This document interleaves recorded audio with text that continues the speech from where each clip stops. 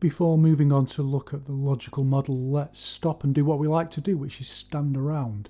And this time we're going to do an exercise that's interesting, it's simple, and it's also incredibly profound. So it just depends what your level of cultivation is at.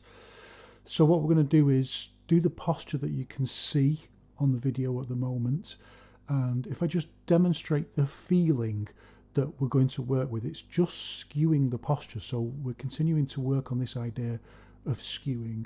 So skewing the posture side to side, turning your body, obviously holding it in stillness, but we're going to do something a little bit different. We're going to emphasize the mental induction only, so the intent only.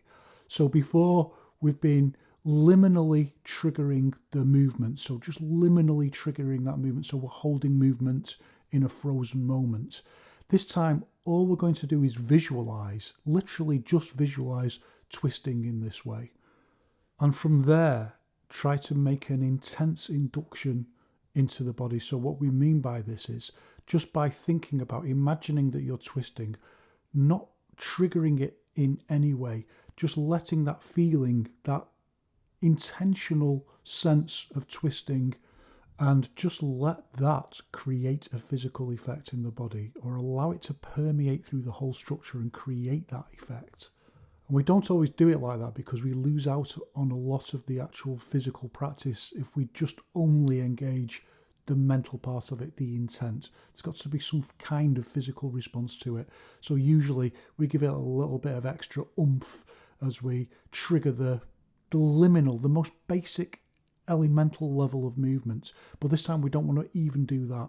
Let's just strip it right back to the intention and just think about visualizing and let it try and build up from there.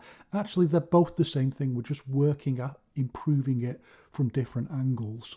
And this angle is just focusing entirely on it's not even a visualization, it's just the feeling itself of twisting the body.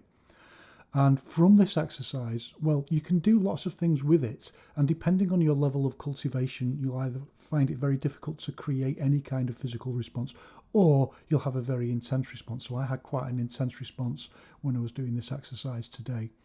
And one of the things that this exercise is good for, whether you do it just like this or whether you use just a little bit more of a visualization like that you're pressing against something to create just that liminal motor function response in the body. One of the really great things you get from this is it really starts to improve your ability to understand and practically use rooting.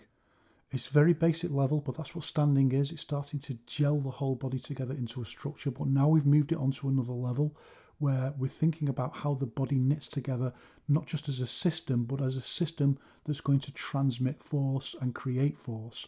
So rooting's a critically important part of that. And you should be able to feel that sense, even though your structure is twisted. So if you're twisting to the left, of feeling the structure rooting down to the opposite foot that you're kind of bracing against and pushing round. Of course, there's a lot more to rooting than that, and when we move on to more advanced rooting concepts, what we call golden rooster footsteps, which is a much more sophisticated, it's the highest level of rooting in each one, rooting on the move between different postures, using combinations while maintaining correct setting of the postures, but we'll come back to that at another stage. So there's lots to do in terms of practice, just practicing basic punches, steps that improve your rooting, but we can cover an enormous amount of distance just by doing exercises like this that begin to gel the whole structure together and give it that baseline ability to use the body functionally in a way, a baseline way that's then going to build into more advanced levels of rooting. In terms of length of time, now we need to start understanding something else, that it isn't just about how long you hold your arms out for that determines whether this is a difficult posture or not, or indeed how high your arms or anything like that. What you do in terms of the mental induction also plays a significant role in terms of how difficult this posture is. And it's surprising how difficult these postures can become when you start using more intense forms of mental induction, because even though it seems like you're doing nothing, actually you're engaging your muscles in quite a strong way, and you're also engaging a significant amount of muscles. So I think most people don't really get this if they don't practice in this way. Someone who's just doing, for example, some weightlifting, they're isolating muscles and working on that. Yes, they're doing a lot of work on that one muscle, but when we do standing and use mental induction, we're using less effort on each muscle, but we're using all of our muscles overall. And that's actually quite tiring on the body, and it makes the exercise quite intensive. And that, of course, is one of the reasons why it's actually a really good exercise, and why you can start finding yourself breathing quite heavily and even sweating just standing. So I found this quite an intensive exercise. I did what felt about right for me, and it's about half an hour that I do. It wasn't timed again, so as I've said before, you kind of get used to approximate times. What's approximately half an hour? What's approximately an hour? So I did approximately half an hour. It's about 28 and a half minutes, something like that. I think that's about right for this exercise. Don't fetishize doing more. It's not like you're filling a vessel up more. Or if you think about what you're trying to achieve as a vessel, you've filled it up already by doing about half an hour with this exercise. Doing more isn't going to be necessarily a beneficial use of your time. You should shift to a different exercise, even if it's just a different standing exercise, even if it's just a different mental induction. So as ever, follow along with me if you want. The dog was barking all the way through it. Most people, I should think, don't find that particularly relaxing. I find it quite zen, that it forces me to stay in the moment. I can't just drift off into dreamy dreams, which does happen. And I don't mean an interesting altered state of consciousness. I mean you start getting drowsy. So like in those old Japanese Zen schools where they hit you on the back to keep you meditating and awake, I find the dog barking a little bit like that. But the most important thing, as always, is that you can see that I actually do the exercises that I'm recommending.